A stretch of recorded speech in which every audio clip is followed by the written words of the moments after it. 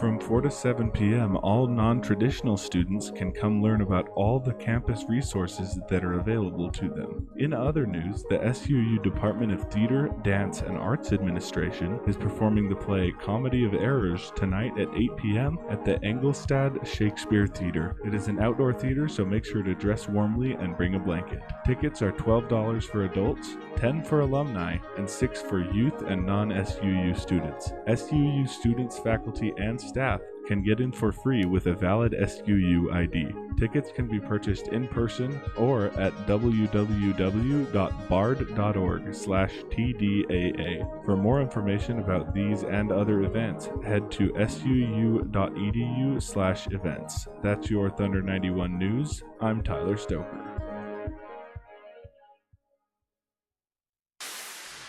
This is your Thunder 91 Sports. I'm Dallin Richards with your Thunder 91 Sports. Southern Utah Volleyball fell on the road this past Saturday at UT Arlington in 3 sets. They return home to face California Baptist Saturday afternoon at 12:30 inside the AFEC. Southern Utah football couldn't complete the second half comeback, falling to West Georgia 27-24 Saturday night. They'll travel to Tarleton State to take on the Texans Saturday night at 5 p.m. as they look to break their 4-game losing skid. Southern Utah soccer fell short against Utah Tech in their conference opener yesterday 2-1. They hit the road to take on Tarleton State as well Thursday night. This has been your Thunder 91 Sports. I'm Dallin Richards. Go Thunderbirds.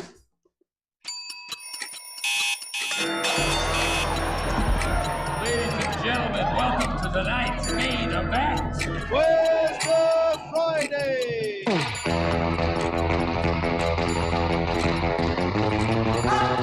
My calculations are correct. When this baby hits 88 miles per hour, you're gonna see some serious. On this blessed Friday, let us give thanks. So, another Friday is upon us.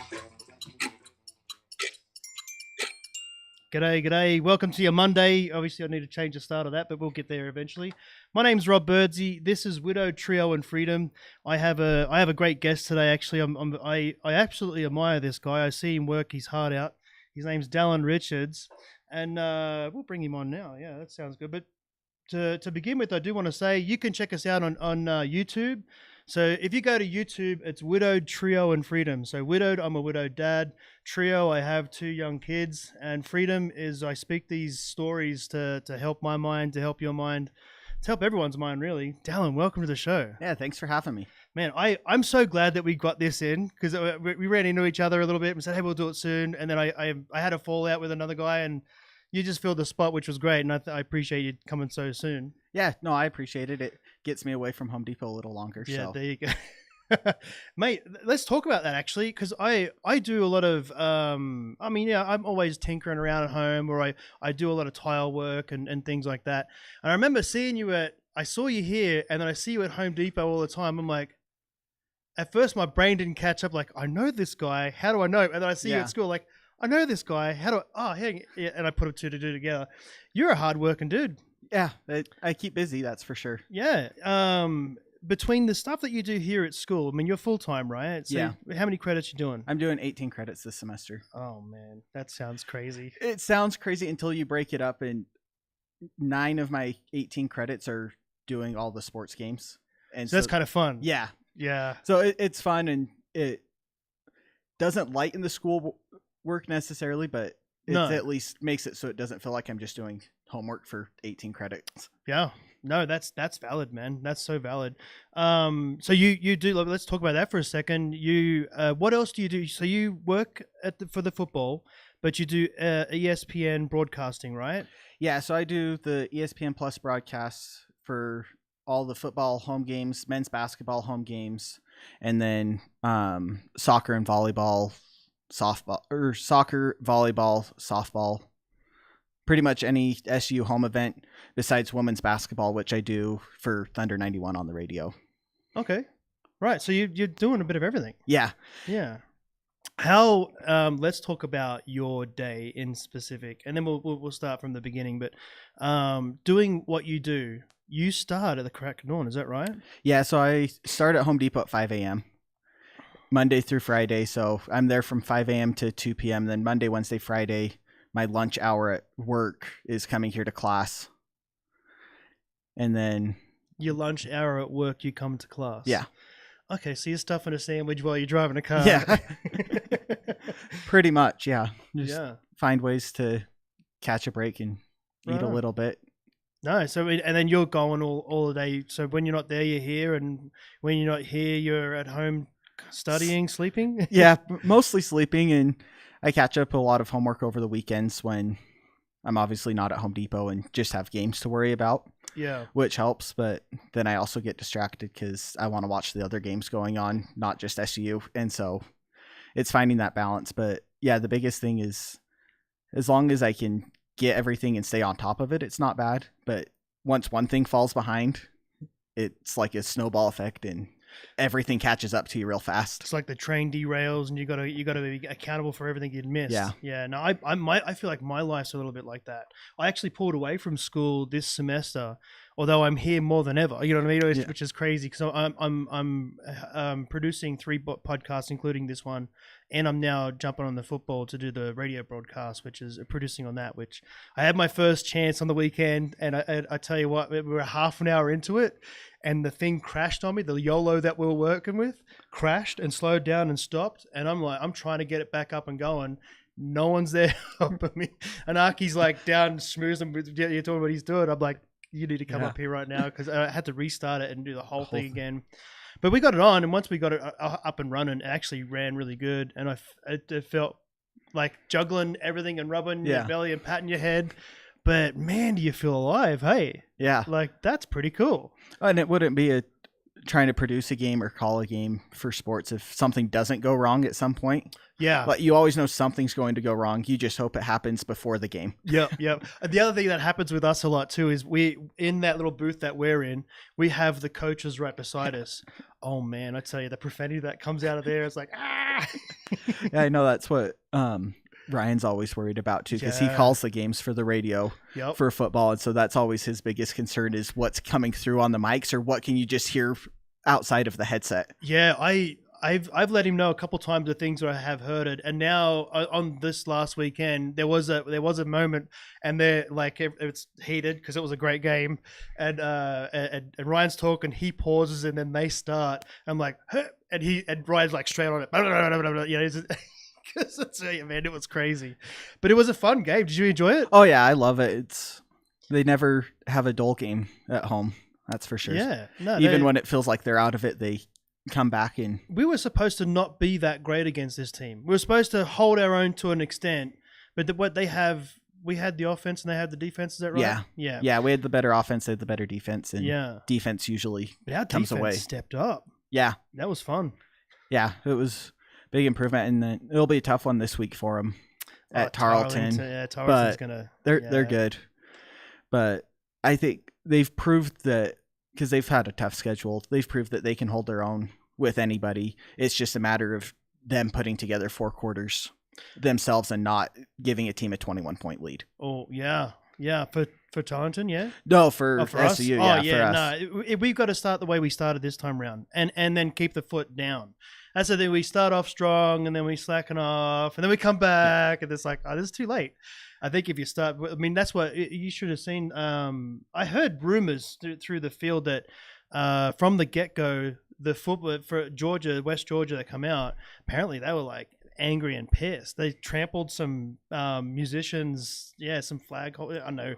I just heard this morning. I'm like, I've not heard this, but apparently, like, they were pissed because we straight out the gate, we got points. Yeah. We put them right in there in the corner, and they come out fighting. And something else happened on top. So I don't know what the deal is behind that. If anyone knows, let us know. That sounds interesting. Yeah, I don't know. And I'm there plenty early, but I didn't see any of that because I was also in a hurry to get into the air-conditioned press box and out of the rain. Yeah, right. Yeah, that was. And it just cleared up at the right time too. Yeah. Let's take it back to the beginning. Where are you from? Where were you born? Is mom and dad still in the house? How does that work? Yeah, so I've born and raised in Riverton, Utah, just south of Salt Lake. Riverton's a good place. Yeah, we like it a lot. My parents have lived there since they got married a year before I was born. Right.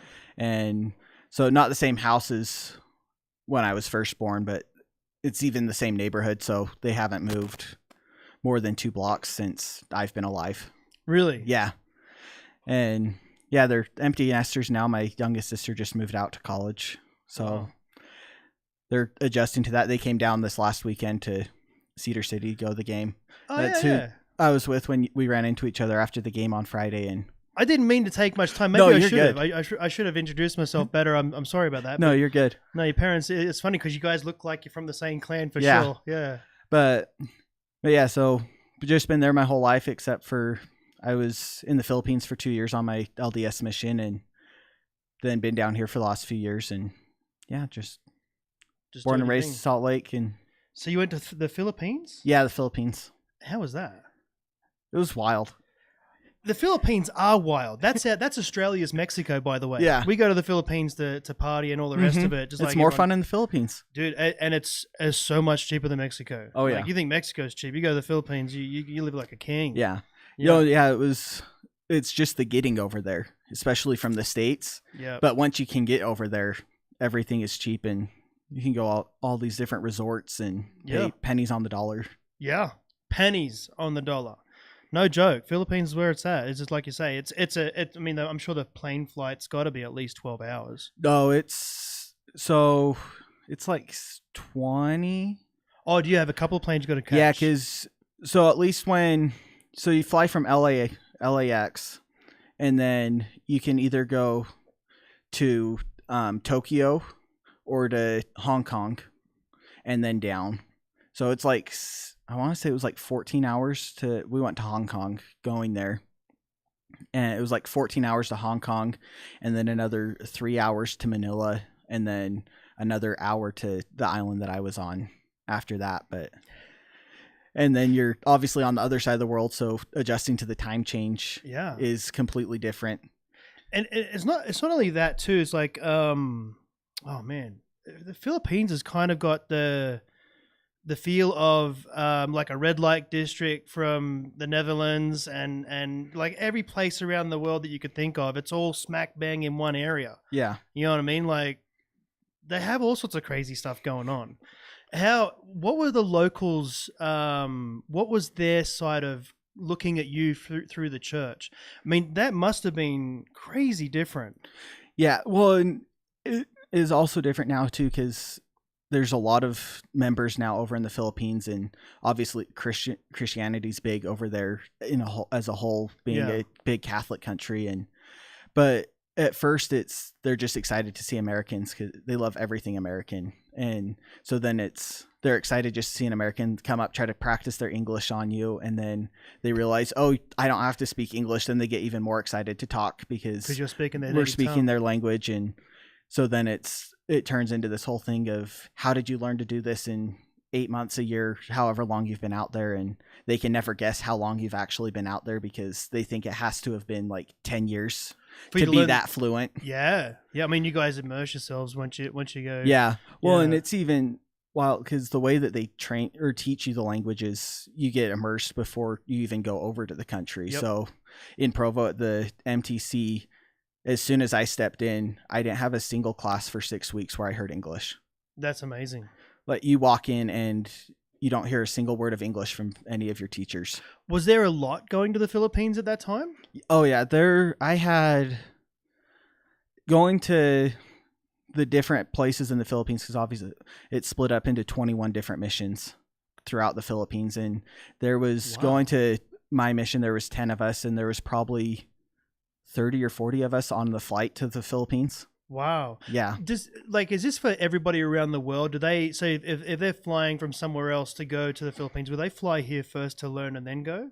It can depend, because there's also a training center in Manila. Uh-huh. So all of the native Filipinos will just go to Manila for their training rather than sending them to across the world. Right. But then, like, we had someone with me this was wild. His story was crazy, from Fiji, and had never heard English until he got off the plane in Salt Lake.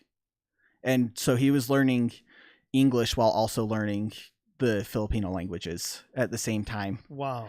And so that was wild. And it was also weird because obviously he got immersed into two different cultures. Yeah. But by the time 6 weeks had hit and we were going to the Philippines, you wouldn't have known that he hadn't spoken English 6 weeks ago. Wow. Like it's still broken English, but it's just crazy how immersing yourself is the biggest thing with learning a language and not falling back on. If I don't hit the mic away, you're good. But don't fall if you're not falling back on. Well, I can just rely on my English, because you think about everyone in the Philippines has to learn English in school, but there's so much poverty there too. A lot of people don't make it past primary school. Elementary school, and so they drop out to go work in the rice fields, or it's because they have to make a living and help their family out, otherwise they can't get food. That's so weird. They have there's so I don't even know. I don't want to bring up some of the stuff that they have in Philippines, but it's wild. Like a lot of just in general, there's a lot of it's a place that is craving women that there's a lot of men in. And there's so many men that turn to be women to make money. As you just touched on, that alone is scary. Yeah. Well, and it's also a lot of the women go overseas to work. Oh, wow. And so like the Filipino population, I don't remember the exact numbers, but there's almost more Filipinos that work outside the Philippines than that live inside the Philippines, because they can go and work as a maid in Hong Kong or Taiwan and send home money that is the equivalent of like 3 months salary if they would have stayed at home. So does it seem like it's easier for women to get the jobs versus the men? Yes, because it's typically the women are better at speaking English, because they'll have stayed in school longer, because the men get pulled to go work on the farms. Oh man, they're just literally chopping their workforce at such a young age. They're too premature to even know. So even if how would they fix that? I mean, to make people stay in school you'd have to come from a well-to-do family, really, huh? Yeah, and I think that's the hard part, because they're trying to catch up with the rest of the world and inflation and everything, and they can only export so many goods out of the country, and it's a tough balance, because you have to try to bring the entire country out of poverty in a way. Man, there must be a way. I mean, clearly it's not our problem, but I mean, it's just interesting, but they call them the girly boys and things like that in the bars over there, and to look into, I didn't even think about them only going to school for that short time, and then all the males are out working in rice fields and things, and that's crazy. Yeah, and I think it's changing too, and that's why, and they're trying to find more ways to keep people in school, offering like scholarships and things like that. But then like even any job, like working at McDonald's, you need a college degree. Working at 7-Eleven, they want a college degree. Oh, so they're really pushing our system onto them, even though it doesn't really work, does it? No, but it's also but that's also working at McDonald's over there is different than working at McDonald's here, because that's viewed as more of a luxury restaurant to go to, because it's an American restaurant. Oh my goodness. And love those guys, huh? Yeah.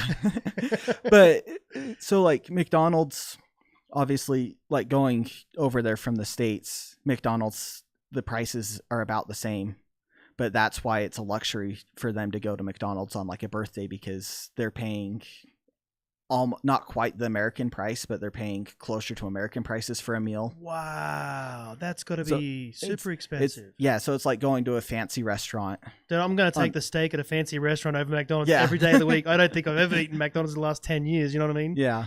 Man, and they think it's like the best. Yeah. Whew. Yeah, McDonald's, KFC. Well, wow, that's interesting. Yeah. But my cousins, my aunt and my uncle, they go over there a ton. I think they're over there right now, actually. And they go probably 2 to 3 times a year, just because of all the food you can eat. I mean, you have fresh everything, and it's a great thing. How was it? So you're over there and you're pushing the good book, and you're trying to bring hope to people that, I mean, there's not a lot of hope in their world, hey?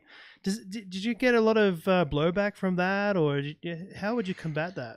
No, so I think that's what makes the Philippines special as well, because they're also, obviously they're in poverty, but they're so humble, and they love sharing anything that they have in general. whether it's anything like it would be hard because we would turn down food from people because we knew that if we were eating, then they weren't going to eat later that night, but they would try to give all of their food to us. And so it was, well, we'll eat with you, but you have to be eating with us because we're not going to take all of your food. But to more answer your question, I think that the humbleness plays a big part in that. So we didn't have a lot of pushback, and I think just faith in general being so big over there that they like anything that brings them hope, and they understand the law of charity and giving and receiving. Yeah. It's like people that hold on to money and stuff. You know, sometimes the money just won't come to you. Yeah, I don't believe in saving. You know, maybe more investing for sure.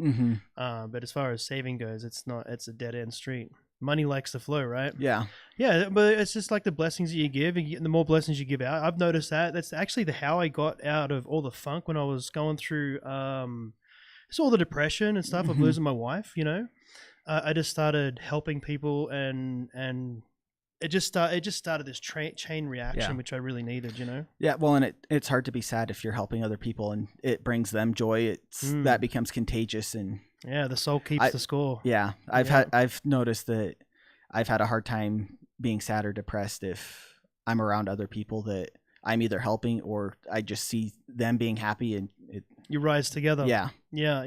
It's funny. As you go through life, you that lesson comes along with the other lesson of who's an energy thief. I call them oxygen thieves. I mean, like they literally just drain you. You know what I mean? And that's when you know you're in good stead with people around you, your energy is abundant. You know, where when you're going somewhere and you're hanging out with some people, and maybe there might be a little, you know, I'm so good, whatever. It's just like they suck the energy out of you. You know what I mean? Yeah. So as you get, I mean, I don't know if you noticed this, but I've definitely noticed this. Where I'll give everyone the benefit of the doubt. I love people, man. I love hearing stories. You know, that's why I do this. I think this is great platform, and I'm so thankful. But as you get to know these people, and you just see the darkness, the dark side to them, it's so easy just to cut them out of my life. You know what I mean? Like, you see me, I don't really hang around here too much. Clearly, I'm not the age group of everyone that walks around here, and that's definitely been a somewhat of a barrier. But the true people that I do have that admiration for, and things like yourself and a couple of key players down there, you know. I'm in good stead with them, you know. But you guys know I'm a solid person, right? And you know you could ask me for anything, and I'll always be there. But for the most part, you don't see me, right? Yeah. Well, and I think that's kind of the same too, because I'm in that weird age where I'm older than undergrads, but not. What's your age? I turned 28 on Wednesday. Oh, dude! Congratulations! Thanks. I didn't think you were that old. That's awesome.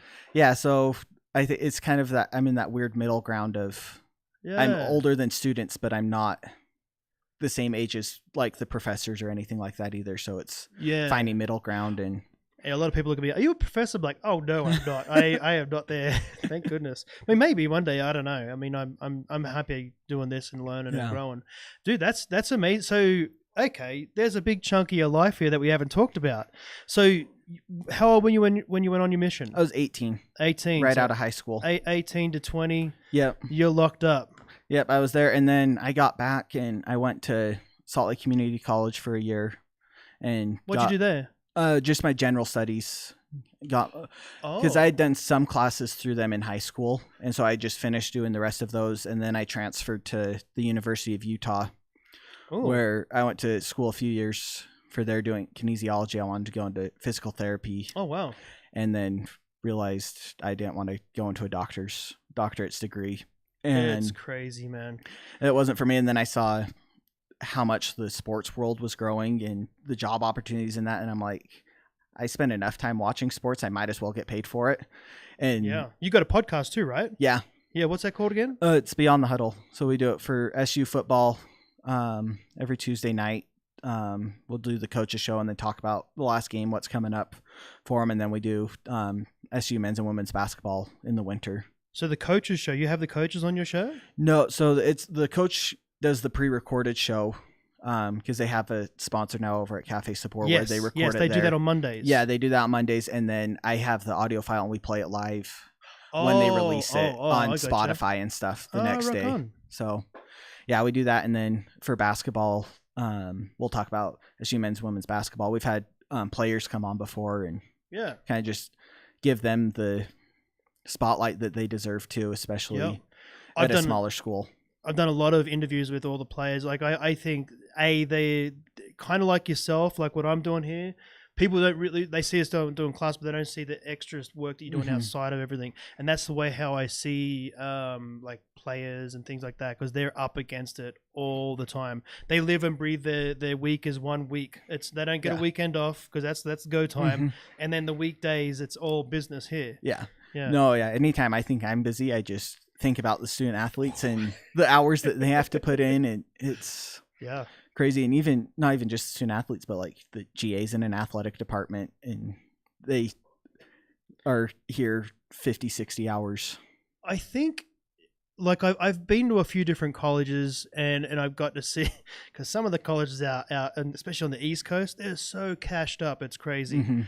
I think we as a very small university, we don't have the budgets that they do. But one thing I will say is just negotiating many things with the people all the teachers that work around it, in the communications, in the athletics, all of that around there. They're super busy, and I think that's what makes the difference. That's what makes our team so great. Yeah, like we are fighting with a very minimal budget. People don't understand. Like ours is not a scratch on some. Some of those teams fly in on their own jets. You know what I mean? Like, good luck. No, I think that's a big part of it, and it goes into like the type of student athletes that the coaches are looking for and going after, and the emphasis that they put on being a student athlete and not just an athlete, because there's a lot of pressure obviously to win and things on the court, but the stuff off the court has to come first. Yep. Kind of like a Moneyball situation. I really enjoyed that movie. That's a fun movie. So you went to community college, you went to the U of U. They got some really good programs in communications too, right? They do, yeah. But you weren't looking at that stage. No, I wasn't looking at that stage. And when I did start looking into sports, they didn't have anything at the time. They're starting to build one now, but didn't have anything for like broadcasting specific. Wow. Because they were in the Pac-12 who sent people, and they produced the conference produced all of the games for them. But now that they're in the Big 12 and they have the contract with ESPN Plus, they had to start producing their own games and stuff. So it's giving those students opportunities. But even then, I think I still would have come down to Southern Utah, because the opportunities are a lot more abundant at a small school like this. And I know that I wouldn't be calling as many games as I've been able to call over the last few years at a bigger school. Absolutely. No, I think I had no idea. I thought there would have been more opportunities at those schools than here. So that in that front, this school's leading. Yeah, well, and because you also think about it, at the bigger schools, you're gonna have more students and less jobs to go around, or less opportunities, because you're spreading the wealth over a course of like 30, 40 students that are trying to do games, rather than here where there's me and a handful of other students that are doing games at a time. And in the spring it picks up more because there's the whole sports broadcasting class where Ryan does a good job of making sure that they're actually broadcasting games as part of the class, because that's... And I mean, you guys are pulling from everywhere too, right? You guys are doing high school baseball, basketball, football. I mean, and who was it that was here last year? He was traveling all over the place, going up north and everything. How far away have you traveled for calling games? The furthest I've traveled, I've done high school games I've done up in Salt Lake. Yeah. But that was also a good coincidence of they were playing in the state tournament up there, and I was going home that weekend anyway. And so I just went up and I'm like, I'll call the game because I'm going to be there anyway. But as far as like traveling and then coming back, I went with Canyon View a few years ago to North Sanpete High School, which is a 3.5 hour drive from Cedar. That's a long drive back, but and then for basketball, and this is all on your own dime too, right?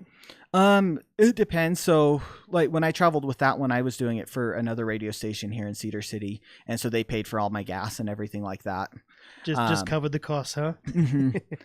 But and then like other than that, like when we go to Beaver Enterprise or stuff like that, the radio station helps out a little bit, but we're also doing it for the school credit. Yeah. And so that's where most of it goes to. And then the donors come in and fund the radio station and make sure that we have someone here in the studio that's taking up their time to run the board for us, because we need somebody here. Things happen, man. Things really do happen, and it's like me on Saturday. Oh my goodness! I was so. There's nothing I could do. That the YOLO packed it up, and I was clearly, I don't know what I pressed. I probably pressed something wrong. Who knows? It happens. Yeah. Well, and that's a whole new system for that entire department too.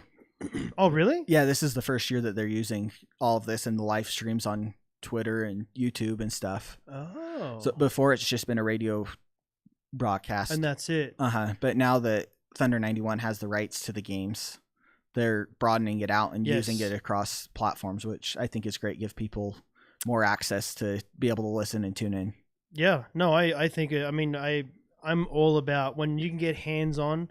I mean, for me in general, there's no this hands-on anywhere except for me starting. Yeah. Go. I mean, you saw me start from the beginning. I mean, I was literally just like, all right, I'm just going to stick a camera and go. Yeah. For the first, I think I did like 100 interviews or so. They're still in the can. I've not put them out. But I'd play music, and then I'd ask a few questions and play some music. And then I just said to Ryan, so, you know what? I just need to do interviews. He's like, yeah, go for it. You're good. You know, and which was awesome. Such a blessing. Mm-hmm. And I've changed so many things. And right now I'm at a testing phase. While I'm taking the break out of doing classes, I'm really in the heavy of working this out better. And then the happy accident of Ryan lining me up with Anarchy, and he's brought into the have you played around with the YOLO? I haven't, no. No, it's an amazing little. It's like a big iPad type thing, with all these added bits for it. It takes you to that next level. You know what I mean? Like, then it's not these little cameras. You got to get proper cameras and all that sort of stuff. And I think that's probably where I'm going to go, because you can literally broadcast straight live, with what I'm doing here. I'm from anywhere. From anywhere. As long as you got internet service, you're good to go. But you could, and they're really good for sports because they're just geared around sports. Right. But I think it'll actually help me do a better podcast anyway, Yeah. Well, and I think, like you said, there's not really anything to teach it. Like, you can go to a broadcasting class or a radio class, but until you're hands-on doing it, figuring out how it works for you and what you do for preparation, it's all different, and you can't have anybody tell you how to do it. And that's right. Like, so I've played around with I've watched a bunch of videos on YOLO, right? I'm like, all right, this thing's a pretty slick little system. It'll literally broadcast to like 4 or 5 or 6 locations. Yeah. And I'm like, okay, that's pretty cool. And I've not been able to just get. I mean, it's one of those things like what you just said. You can't pretend to do it. I mean, you can, but it's too much of a sterile environment. You got to jump in the flames. Like Saturday, he's like, "You good for this?" So just show me how to start it, and once I get the rhythm, I'll be fine. And that's what it was, man. And he's like, okay, I'll be back soon. He didn't come back until the thing crashed on me, which was like 40 minutes in. I'm like, need help, please. I'm texting him. I'm trying to get this. And it's somewhat working, but it's like someone unplugged the internet or something to it. But then once we got it back up, and then he came up and he just laughed at me. He goes, are you okay? And I was like, oh, I'm fine, man. I just hate when this happens, you know, it's just what it is. And he's not even worried about it. This is your first time. You know, these things crash sometimes. Everything's good. So I'm really, really thankful for him being so cool about it, because it just added to me like, you know what? I like this environment. I like the heat. I like the flames. I like the pinch and the ouch. It's right there. Being exposed to watching Ryan work. Steiny does great work, man. Like, that guy's seamless. He always has, like, you know, he's got his go-tos. You watch the rhythm, and it's just fun to see that play out. You know, they play off each other really well. Yeah, it's a whole different side of Ryan. Have you? Yeah, it is. It's a really cool side of him, actually. I'm very impressed. Yeah. Which I think it's funny, because I think, obviously, I have Ryan as the professor, but I see him more in the sports Ryan world than in the professor world, which is weird because it's different than how most people. Yeah, you sort of see him in the professor world. My first impression of him was, oh, he's a music guy and all this, and he's actually not. Like, he's way into sports. Yeah. Way more than you'll ever know. I mean, and we don't get to see, I'm sure in his classes, because I've not taken the broadcast class, it's kind of inspired me a little bit, to be honest with you. I love talking. You know what I mean? if I knew the sports, I only know Formula One. Like I'm really wrapped into Formula One. Yeah. I think I could do a really good job of doing that. But as far as looking at what they were doing, it kind of excites me a little bit. It's like, oh, I don't know if I'll ever understand football that good, but my goodness, if I did, I wouldn't be scared about sitting there talking. Yeah. You know what I mean? I think that'd be fun to do. Yeah. No, yeah, it's a blast, and I think that's what I love the most about it, because obviously I'm big into sports, but there's still sports that I don't know a ton of. Like I didn't grow up playing soccer. Right. I didn't grow up playing volleyball. Right. And so like the first time I had ever watched a volleyball game, I don't know if I should admit this or not, but the first time I ever watched a volleyball game, I was calling the game on ESPN Plus by myself. Wow. So did you have the terminology and stuff, like a list of, hey, they say these things and that means this? How'd you do that? I printed out. So like I had taken like just high school PE classes where you have like a week where you play volleyball and learn set, bump, spike. Right. That's what I went with. And then I printed out a page that had the different hand signals for the officials and what it meant. Oh, that's got to help you. Yeah. That cheat sheet. Yeah. The cheat sheet there. And yeah, just went with it. I'm like, I'm going to have to learn at some point. And so you're calling me out right now, aren't you? It's not as hard as I think it is. Oh, no, it's rough. No, I believe it would be. I remember it because it was SU was playing against Idaho University. Yeah. And their coach was from Russia. And half of the roster was from Eastern Europe. Good luck with the names. And I got the pronunciation guide from them 30 minutes before the match started. Ouch. And so luckily on their website, they had all of the players, they had an audio form of the pronunciation, so I could listen to how the players said their own names. Oh, okay. Which is a big help. Yeah, because even just looking and sounding it out, how on the pronunciation guide, there can be like, well, this could mean three different Do you things. write it out phonetically at that point? Yeah, so I'll listen to how they say it, and then I'll just write it in how it makes sense in my head. Yes, yeah. And I'm like, because I'm the only person that's ever going to see this paper. That's it. And as long as you make sense of it, who cares, man? Yeah, that makes perfect because it's more sense to me. important that their name gets said right. Oh yeah, yeah. No, it's probably one of the biggest pet peeves of myself is people's names, getting them right and remembering them. Mm-hmm. You know what I mean? So I have to, I'm ADHD, I'm dyslexic, I'm all sorts of crazy alphabet stupidness. But I'm getting on top of it, but it's just, I have to do those extra steps to get there. You know what I mean? And that's the thing that's definitely my downfall. But at the same token, I grew up in a pretty rough environment, you know what I mean? And I think that is when my brain's automatically said, look, we don't need to worry about that. We just need to worry about survival. We need to worry about this. So all these other things that I'm really, really good at, it was more for my survival in life. Right. And now I'm like, oh, actually, I really need that. So now I'm trying to tap back into that. Yeah. So I read, I'm taking creatine and all sorts of things. And just from the supplements that I've changed to get to where I'm at now, it's like, I've lost a ton of weight, man. You probably noticed that from when I first came here. I was up around 220, and right now I'm at about a 186 to 190, which is perfect. I think is great. Maybe I could lose a little bit more, but I'm not going to get too picky. I think everyone can always say that.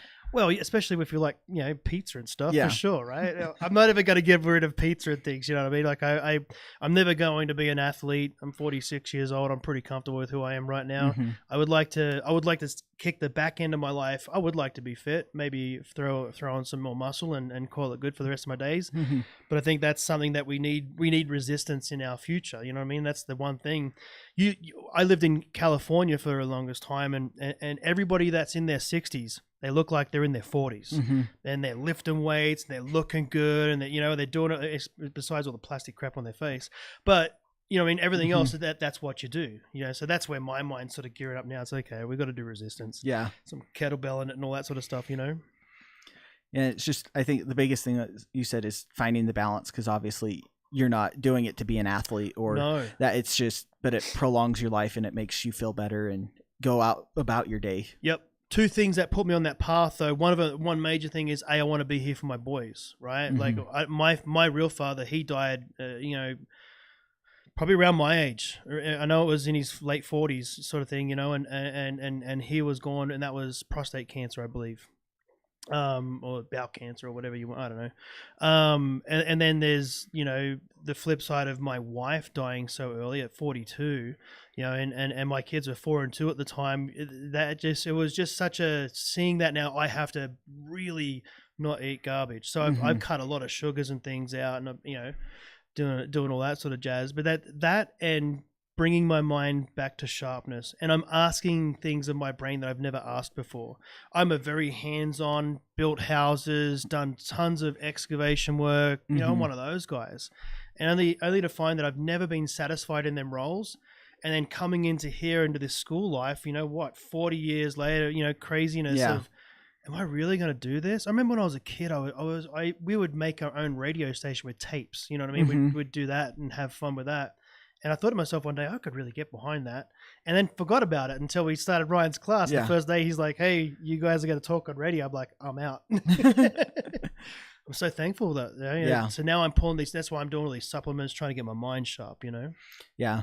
Well, and I think that's the biggest thing too, because there's always different points in life that are eye-opening or make you do that change. And it's all about how you react to them and overcome the difficulties in life that make it so that you make the changes that you need to, like you said, be there for your boys, which obviously was always a goal of yours. Oh, yeah. But it completely changes once you become a single parent. It ramped up craziness. Like really, now I've really got to get on it because, when they lost their mum, they were little, but they knew the love that she gave. You know what I mean? Like that woman walked in love, you know what I mean? Like she was just the epitome of how to love a person. Even if you were the horriblest person in the world, she'd find something good about you. You know what I mean? Like that's who she was.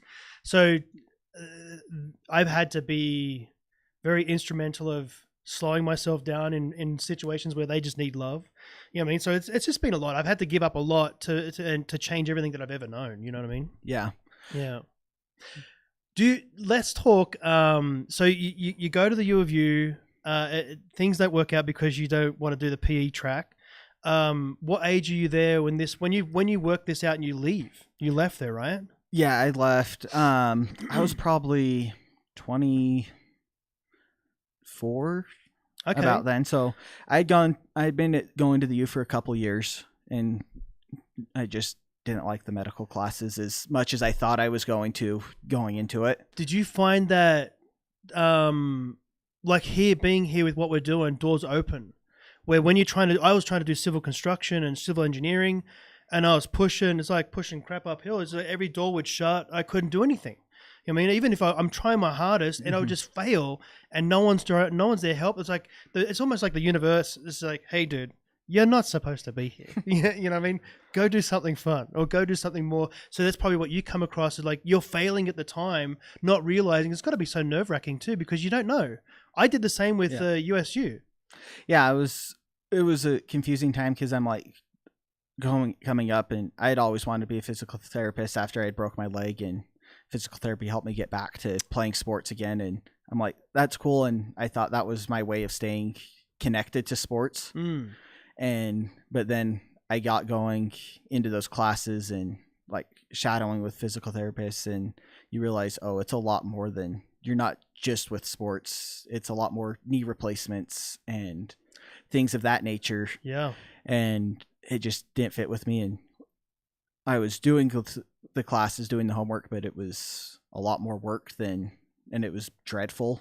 Yeah. And then I saw the opportunities, and I'm like, sports broadcasting, talking about sports, that's what I want to do. And then came down here, and I want to say it was the first week of class in Ryan's audio production class, the beginners class. And that was when I started calling my first games, and it just opened it up that this is what I want to do. And when did you start that? What year? It was 3 years ago. Okay. Oh, so you were about a year before I came into it? Yeah. Okay. Yeah. So you saw me when I come into it, green as green could be, huh? Yeah. And so, but that's where it started. And it was like the second day of class, and Ryan was like, anybody that's interested in sports, come talk to me and we can get you doing high school games and learn how to do the producing side of it first before you go and start calling games. And then, started calling games. And once the second game I ever did, it was a SU women's basketball game, and Ryan was supposed to be doing it with me, but he was sick. He got sick. Oh, wow. and texted me a couple hours before the game and said, I don't think I'm going to be able to make it. Are you good? And I'm like, yeah, we can figure it out. And just went from there. Can-do attitude. I love that. Yeah. Oh, man. But that also know that's the biggest thing in life too, is you can get the opportunities, but you have to be willing to say yes to them, even if you don't think it's something that you necessarily want to go down, like you doing the football games. Yes. But I think diversifying yourself within what you want to do and finding different ways to do or to see how other people do it, and take stuff from athletics or take stuff from other podcasts, a live show, and kind of mesh it all together with what works for how you want to proceed with everything you're doing. Yeah, it's basically that. You just summed up my world right now, like exactly. Ryan told me. Ryan at first planted the seed probably about a month or so ago, when I was just coming in here and doing the broadcast for the football, you know. And I said to him, hey, a couple of things about when you guys go to commercials. The commercials are all jumbo. Like, there's a lot of work that needs to be done in what they're doing, and I already picked out that. And then Ryan suggested, he goes, hey, would you be interested in producing that show? And I was like, I would kind of, that's where my brain's at the moment. I'm kind of trying to learn how to do better podcasts. So I don't think that wouldn't not, you know, it would help me for sure. And bringing that on, it just changed. Like, I was so daunted, man. I don't know nothing about football. You know what I mean? Like, now I realize that when they walk across that line, they don't have to put the ball down like rugby league, but get across that line, that's 6 points. Like, oh wow, that's not how we play it, but that's great. You know what I mean? Yeah. But I'm so glad that I said yes, because I'd say 95% of me said no. You know what I mean? But there was that little bit of, I think, it's that little Jiminy Cricket. This is going to help you, man. You probably need to do this. So plus I needed help just to get it, get me out of this to learn others. So get you out of your comfort zone to grow and learn. Man, you got to run towards that hard. Oh yeah, that's hard. It is, and even me saying yes to wanting to call sports, I'm a very introverted person. Yeah, and you're not really out there doing too much. No. But then the sports come on, or I start talking, and it's like a complete 180, and it's a language you're comfortable with. Yeah. And that I think that's the biggest thing, but it's the putting yourself out there and make yourself uncomfortable so that you become comfortable in those situations. Yeah. You know, the best thing about you though, I don't know what your heritage, your bloodline or anything like that. You kind of remind me of Fighting Irish. You know what I mean? Is that what your bloodline is? I have some, and mostly from Denmark. Oh yeah, there you go. Okay, but you have that burly look.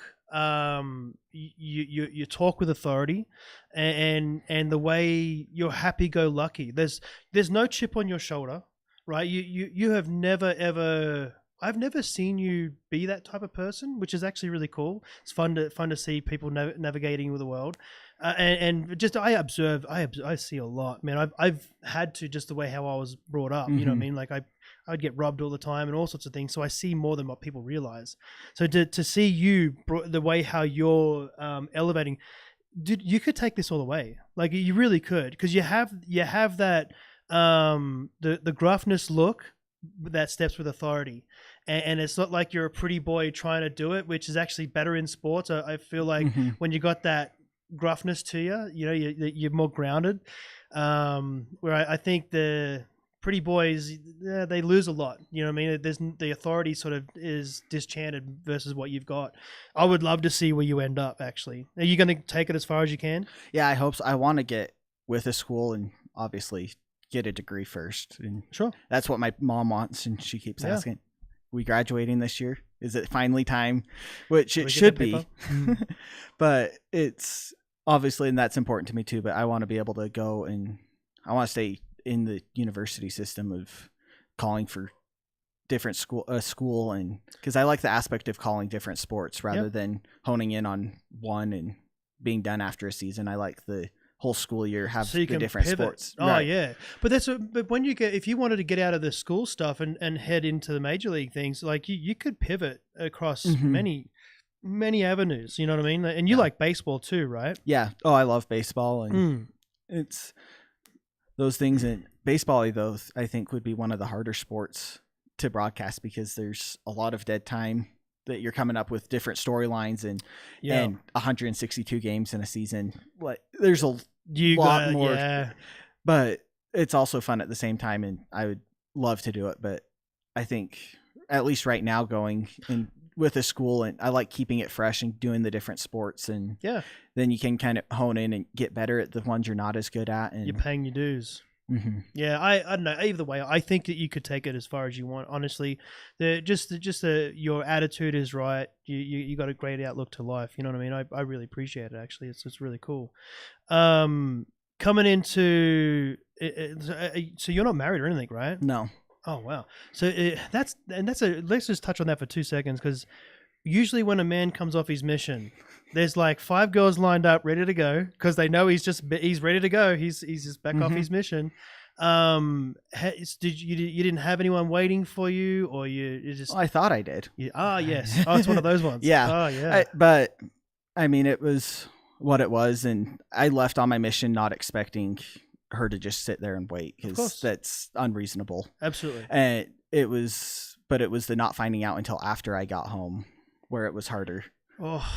Than if I just found out while I was gone, distracted. You didn't get a Dear John? No, I didn't get a Dear John, and after that, I've obviously like dated around and stuff, but now going into with sports and stuff, it gets harder because you're focused. And it's nights and weekends. Mm-hmm. The fun times of when people, that's the only sad thing about it, is you're busy when people are having fun. Yeah, but yeah, it is what it is. I'm not opposed to getting married, finding a girlfriend, or anything like that, but not.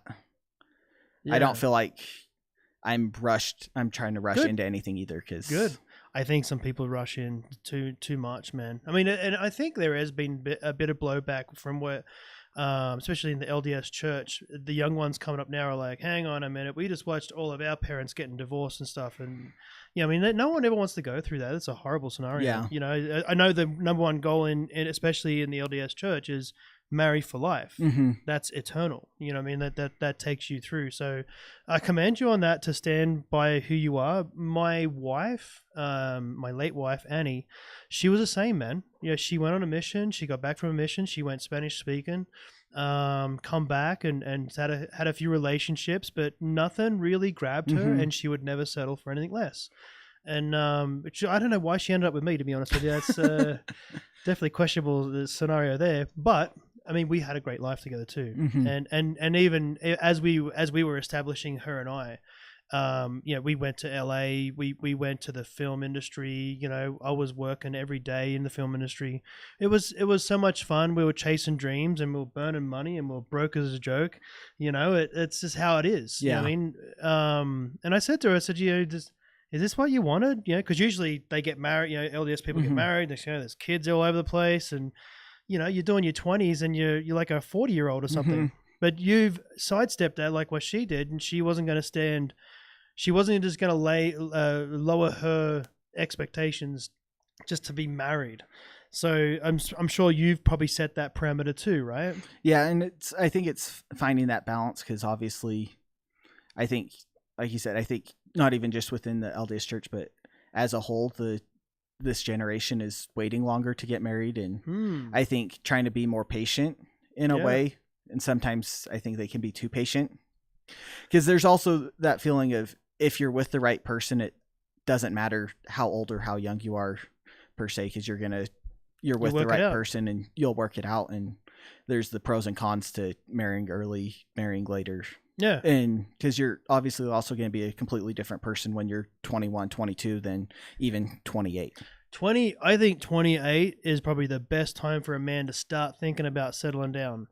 Women are a little bit different. They come fully ready built most of the time, ready to go. There's a couple of loose cannons out there. You know who you are.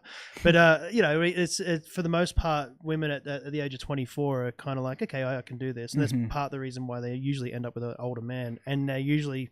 It'll set down in good. So you're right, the slim pickings out there. Good luck. Hey, we're at the end of the show. Sorry, we've talked about many things, which has been fun actually. That disappeared really quick. Yeah. Is there anything you would like to add? No, I think it was great. Thanks for having me on. No, I appreciate that. I have one last question for you, and it can do with anything, whatever comes to mind. What makes the difference? Oh, what makes the difference? I think it's attitude. And the attitude that, whether it's the attitude that you have going into something, is going to change the outlook on how it happens. Like if you go into something dreading it or thinking, oh, this isn't going to be any good, that's what you're going to end up getting out of it. But if you go in with the attitude of, I'm doing this for a reason, or everything's going to work out because I'm doing this, then that changes the big difference. And yeah, it's just everyone's attitude going into it, and the attitude that you bring into something can change the outlook for others as well. Yeah, it's like a rising tide raises all ships, right? Mm-hmm. Yeah, no, I love that. I think attitude is everything, and sometimes attitude can change with putting on a good song. Mm-hmm. You know what I mean? And when I say this to my boys, actually, with attitude, it's like we could be in the heat of battle. We're in it. You're holding your stance, I'm holding mine. And my boy's like, yeah. It's like, okay, so now you're fully upset at me, and I'm fully upset at you. And then someone ding dongs the doorbell. Are you going to answer the door like that? Because you look like you're ready to kill someone. And he's like, no. It's like, that's how you change your attitude. Just think of someone ding dong the doorbell, and it's maybe the highlight of your life of someone that you love to talk with. Mm-hmm. You know, that it could be that quick, that easy, right? Dallin, thank you so much, man, being here. I really appreciate your time. Yeah, thank you. Hope you guys enjoyed it out there. We'll start off with some Kendrick Lamar now.